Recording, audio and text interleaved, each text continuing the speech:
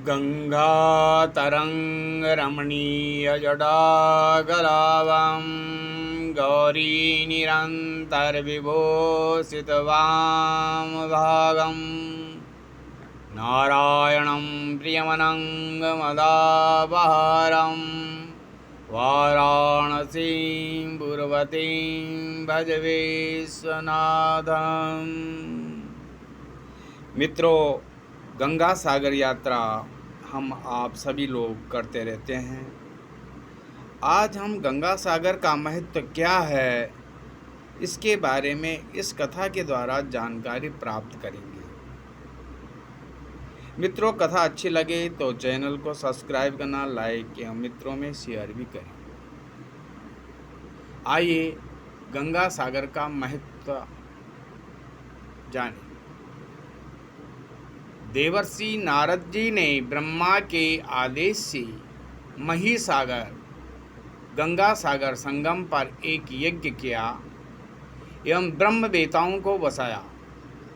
उन्हीं ब्रह्म वेताओं में एक हारित मुनि थे। हारित मुनि ने गंगा सागर में कठोर तपस्या की। नित्य सूर्य उपासना करते हुए वे कहा करते थे। मुनि कहते थे, हे भुवन भास्कर, समस्त मानव समुदाय का कल्याण करें। मैं बार बार आपको सादर नमन करता हूँ। भगवान भुवन भास्कर उनकी भक्ति से अत्यंत प्रसन्न हुए। एक दिन हारित मुनि ने उदयाचल में साक्षात सूर्यदेव के दर्शन किए। सूर्यदेव ने मुनि को सूर्यांश से परिपूर्ण पुत्र प्रदान किया, जिसका नाम कमठ रखा गया। देवर्षि नारद ब्रह्म वेताओं के पास सत्संग करने गंगा सागर पर आया करते थे, तो उनकी दृष्टि 8-10 वर्षीय कमठ पर पड़ी, जो ब्रह्म वेताओं के साथ शास्त्रों की परिचर्या में लीन था। देवर्षि नारद उस बालक की ज्ञान गरिमा से अत्यंत प्रभावित हुए। वे तत्काल सूर्य लोक पहुँचे। उन्होंने सूर्य देव से सादर निवेदन किया, हे दिवाकर, आपकी असीम कृपा से आपका सूर्यांश प्राप्त कर एक तत्वदर्शी बालक ने महिसागर संगम को पावन बना रखा है। वह जन्म, मृत्यु, वेद, वेदांग, ग्रह, नक्षत्र, ज्योतिष आदि विद्याओं में प्रवीण हो चुका है। उसके योग्य आचार्य का मिलना मुश्किल है। कृपया करके उसे दीक्षा देकर महिसागर संगम को कृतार्थ कीजिए। भुवन भास्कर ने कहा, देवर्षि, आपसे बढ़कर आचार्य कौन हो सकता है?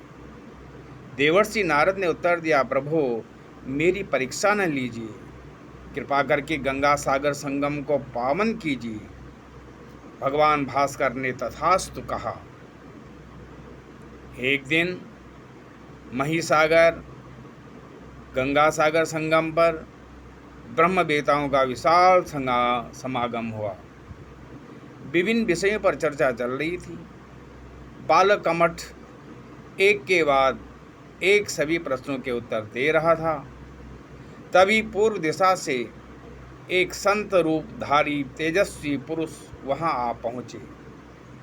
उन्होंने ज्ञान मंडल के सदस्यों से प्रश्न पूछने की अनुमति मांगी। प्रश्न किया, एक प्राकृत भोजन होता है, दूसरा परम भोजन होता है।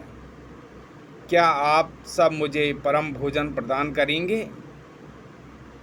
सभी के तर्क वितर्क के बाद बालक कमठ ने कहा, हे ज्ञान श्रेष्ठ, प्रकृति आदि 24 तत्वों से बने शरीर को जो तृप्त करता है वही प्राकृत भोजन होता है।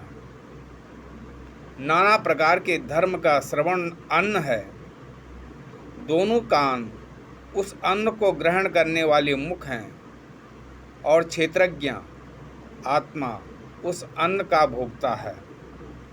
ऐसा आत्मा को तृप्त करने वाला भोजन परमानंद देता है, वही परम भोजन कहलाता है।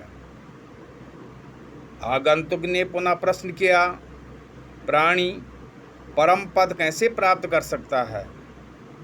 बालक कमठ ने उत्तर दिया, ये त्यक्तो ममता भावो लोभ कोपो निराकृतो ते यान्ति परमं स्थानम काम क्रोध विवर्जिता। ममता, लोभ, क्रोध आदि का त्याग करने से प्राणी को परम पद की प्राप्ति होती है। अनेक प्रश्न पूछने के बाद आगंतुक ने प्रश्न किया, प्रकृति और अध्यात्म का संयोग सूत्र कौन सा है? बालक कमठ ने हंसते हुए कहा, हे भुवन भास्कर, प्रकृति आपकी लीला का प्रसार है और आध्यात्म आपकी पावन महिमा का उपहार है। गूढ़ उत्तर सुनकर भुवन भास्कर अपना बनावटी वेश त्याग करके सूर्य देव के रूप में प्रकट हुए।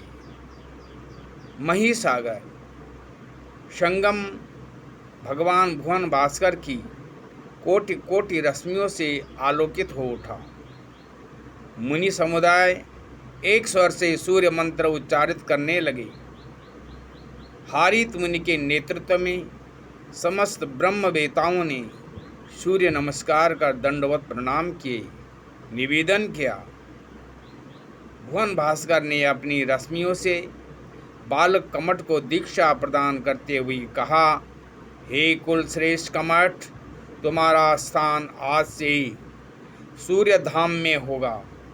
अनंत ज्ञान रश्मियों में से एक ज्ञान रश्मि की पहचान तुम्हारे नाम से हुआ करेगी।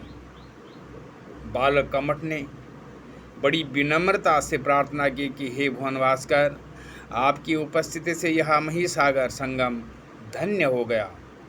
इसे सूर्य तीर्थ का गौरव प्रदान कीजिए। हे प्रभु, आज के ही दिन प्रतिवर्ष अपनी आध्यात्मिक रश्मियाँ इस स्थल को प्रदान कर महिसागर गंगा सागर संगम स्नान करने वालों को मोक्ष का लाभ प्राप्त करने का वरदान दीजिए।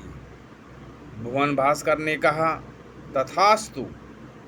तब से आज तक महिसागर गंगा सागर संगम को जयादित्य तीर्थ गंगा सागर तीर्थ कहा जाता है।